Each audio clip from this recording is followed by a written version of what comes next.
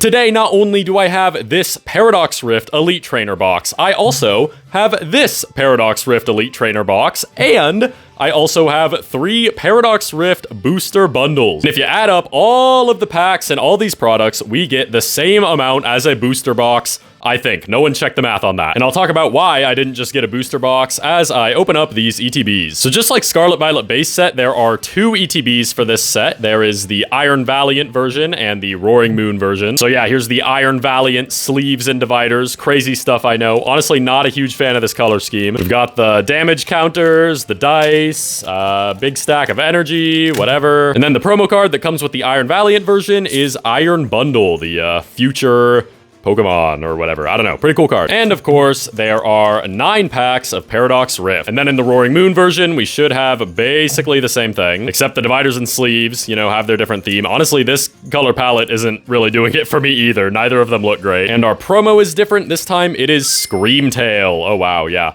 I gotta say, I like this promo quite a bit better than Iron Bundle. The colors in this artwork are just... wow, very gorgeous. And then we have our 9 more packs of Paradox Rift. But wait, remember, there's more. There's also these 3 booster bundles of Paradox Rift, which each just have 6 packs in them, nothing else. And if we break all these down and take the packs out of them, we end up with a lot of packs here. I believe that we end up with 36 packs, the same amount as a booster box, which is originally what I intended to open for this opening, you know? I was excited for this set. Oh my gosh, these packs are gonna be hard to open. Okay, got it. Yeah, this set has a lot of really cool illustration rares, you know? It's kind of like Paldea Evolved in the sense that it just has a lot of cool illustration rares I kind of want as singles, but, you know, I'd like to open on my own. Oh my gosh, okay. Full art Iron Hands EX to open us up. Anyways, yeah, I was excited for this set. So as I do with sets I'm excited for and I want to open on this channel, I ordered a booster box online like the day it released, you know, because I generally find it's just cheaper that way. Booster boxes online of this are going for like $100, while if I go to a store, some make you pay like market price of like $150 or something crazy like that. So I order it online, you know, it's fine. I can wait a couple days to record my opening, and a couple days pass. And in fact, the entire shipping window passes. And eventually, I'm like, well, this box has not showed up yet. Where the heck is it? Ooh, okay, so we got one of these future Pokemon here, Iron Jugulus, and it's a reverse, so that looks pretty cool. And we got an Aegislash EX here. So I go to check the tracking on this package that I kind of expected to be here by now, and I see it says it was delivered to my address. And I'm like, huh. That's a little weird, because it wasn't delivered to my address, but you know, maybe it got stolen or something. But no, my house has like one of those Ring doorbells you can go look at whenever motion is detected, and it records your front door. So I go and I look if there was any motion at my front door around the time that it says the package was supposedly delivered. What the heck is happening? There is like plastic there. Okay. Struggling right now. And no, there was absolutely nothing that was delivered at that time. So I now have like irrefutable evidence, basically. This package was not delivered to my house, even though on the tracking, it says that it was. So I call into USPS and I'm like, hey guys, where's my friggin' package? This was $100 of like trading cards.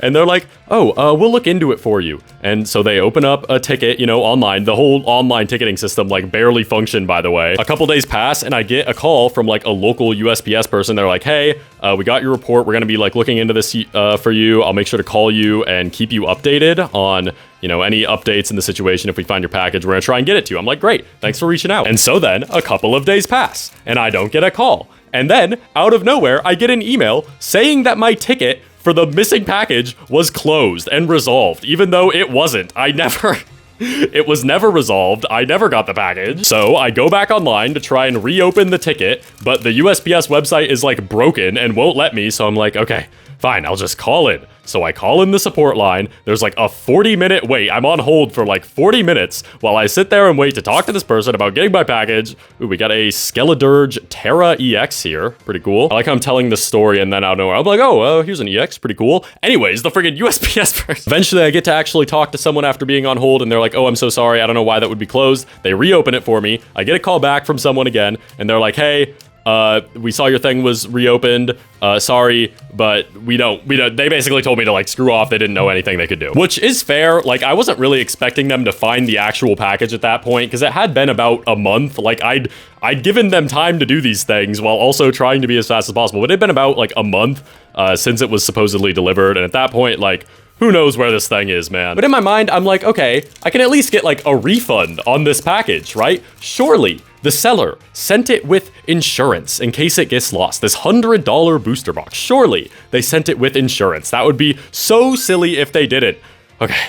Where's another break here to look at this Garbodor, whatever, illustration. This one's actually super sick. Nothing behind it. Anyways, as you may have been able to guess, no, the package was not sent with insurance by the seller. It was just some seller that was rated well on TCG Player. I don't know. And so USPS basically said they could not do anything, even though they delivered it to the wrong address and marked it incorrectly, and it was not my fault at all. I am now out $100. Okay, we now have a normal Iron Hands EX. Gonna go well with the full art here. So yeah, that's awesome that something bad happened to my package that was completely outside of my fault and was actually directly the fault of this shipping company, and they will do absolutely nothing for me to try and rectify that. So that's awesome. I also went to like the seller and I was like, hey, why wasn't this sent with insurance? Like, why can't I do a claim on this package? And they basically told me to just screw off as well, and that they couldn't do anything for me. Like, I don't know. I feel like as a seller, it's kind of your job to make sure that the package gets to the buyer, even if you're not the one like handling the shipping and stuff. Like a partial refund or something, I feel like is appropriate in that scenario. But no, you know, everyone just wants to make me, doesn't want to deal with it. Anyways, I'll finish ranting about that. Yeah, that just pissed me off. I don't know. It's so stupid that like completely outside of my control, I have to pay the price for this thing, but whatever. That's why I'm so late to doing a Paradox Rift opening. That's why I don't have my booster box that I literally paid for here. I got all the products you're seeing in this video today, pretty much mostly as Christmas presents from people. So thank you so much to my friends, family, stuff like that for buying me a bunch of Paradox Rift, and it just happened to equal basically the same amount as a booster box. I think literally the same amount as a booster box. So that's pretty cool. So I finally get around to opening some Paradox Rift. Hopefully we get some cards I want here. I've opened like a couple loose packs of it. Like, I don't know. I just walk around. I'll see like, oh, here's a, 3-pack blister. Sure, I'll pick it up. Or I don't know, something like that. Or at like pre-release. I've opened a solid like 6 or so packs just offhand before this recording. Oh, full art Rourke, pretty cool. I actually think I got this at a pre-release already, so I've already got this card. But yeah, pretty much besides that, like all these loose packs I've opened a Paradox Rift just like until I got my hands on all this. Literally nothing. Literally nothing from this set. 0 pulls, nothing. I think the set hates me, which is really sad because I really wanted to like it. I haven't even talked about the future and ancient Pokemon yet. Obviously in the Scarlet and Violet video games, they've got the like Paradox forms of these Pokemon, future and ancient. I'm sure you've seen some of them go by in the cards because this is the set that sort of introduced them to the trading card game. So that's pretty cool. There's a lot of cool future ancient Pokemon in this set. I believe that the main chases in this set are like the Iron Valiant and Roaring Moon special illustration rares, because the Iron Valiant one kind of is like a whole scene of all the future Pokemon, and the Roaring Moon one is kind of a whole scene of all the ancient Pokemon. So hopefully we get one of those. Those would be pretty cool. They're definitely some of the coolest cards in the set. Like here's a future one. This set's also just like massive though. I think I don't know how many. There's 182 cards in this set. That is insane. Almost 200 cards in a single set of Pokemon. Sets used to be like less than 100. Okay. Ooh, Porygon Z. Yeah, this is a really cool one of the illustration rares. I think this is one of the ones I wanted. I like this card. He's got like a whole gaming setup here. He's got a little chair with a hat. He's got a whole keyboard, like RGB monitor set up here. I think that this is probably the biggest Scarlet Violet era set yet. There's just so many regular EXs, illustration rares. Like there are so many illustration rares. They keep releasing these sets so fast and they're so massive. I don't know how I'm supposed to keep up with this. Oh wait, and I just remembered. The 182 doesn't even count the secret rares, which is like half the friggin' cards in the set. Nowadays, there's so many secret rares. God, okay. Sure, why can I not, like, grip onto these guys? Come on, there we go. I get back in the motion there. I think that every single illustration rare, special illustration rare, like, full art, gold card, every single one of those is a secret rare. There's so many of those.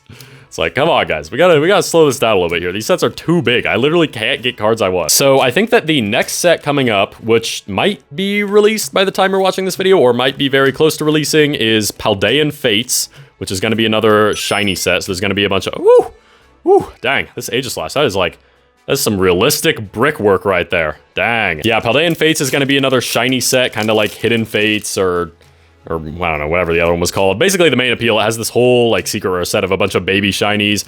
I don't really care about those. I'm going to be honest, probably not going to open a ton of Paldean Fates. Okay, we got another full art Iron Hands. This is our third Iron Hands of the opening, I think. And then after Paldean Fates, I think it's going to be Temporal Forces. I don't know when that one's coming out, but it should have more future ancient Pokemon. I think it's kind of like a expansion of Paradox Rift a little bit. So I'm excited for those, but like, man, they are coming fast. Like, I'm glad I don't care too much about Paldean Fates, or I would have to worry about opening that and Temporal Forces, which I probably will end up opening a decent bit of. I will say, some of the cards from Paldean Fates, like the new ones, are so cool. Like the Special Illustration Rare Gardevoir EX in that set, I think that's kind of just the main one for me, honestly. Like, if I don't open a lot of that set, I'm probably just going to straight up buy that one. That might be one of my favorite cards in the TCG in a very long time. It's so beautiful. Ooh, we got an Iron Valiant EX, kind of. Maybe this was in the Iron Valiant ETB, who knows? Maybe now we'll get a Roaring Moon and it'll be like the special art rare version, who knows?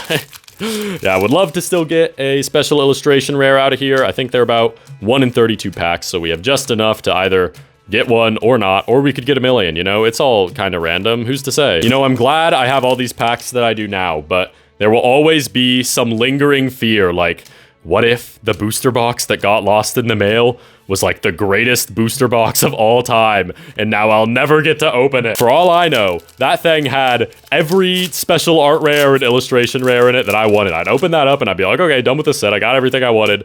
I don't know, man. I'll never know. I never got to open it and find out.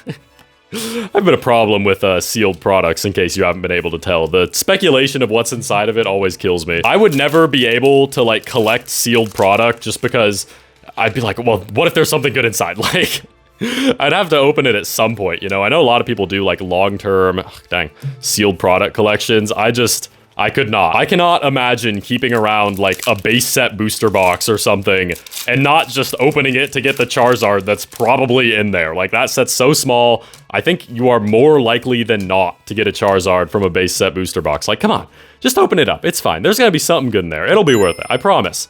Ooh, Kafagrigus. I never knew how to say this guy's name, I gotta be honest, but we got a full art of him. We're on our last pack here. Are we going to get a special art rare? Pretty happy with what we got so far. We got quite a few like illustration rares I was looking for. The Porygon, the Garbodor, stuff like that. There's definitely some more I'm wanting, but I can always pick those up later, stuff like that. I like that Wiglet art. Kind of funny. All right. Do we got anything? Not here, and normal rare. It's kind of insane how we got the same Iron Hands twice, and we got normal Iron Hands, but sure. Yeah, pretty happy with that opening. We got a lot of the illustration rares I was wanting, stuff like that. Maybe I'll do more Paradox Rift, I don't know. I'm not feeling entirely done with the set, but I don't know. Let me know what you want to see in the comments, and I'll see you next time. Goodbye.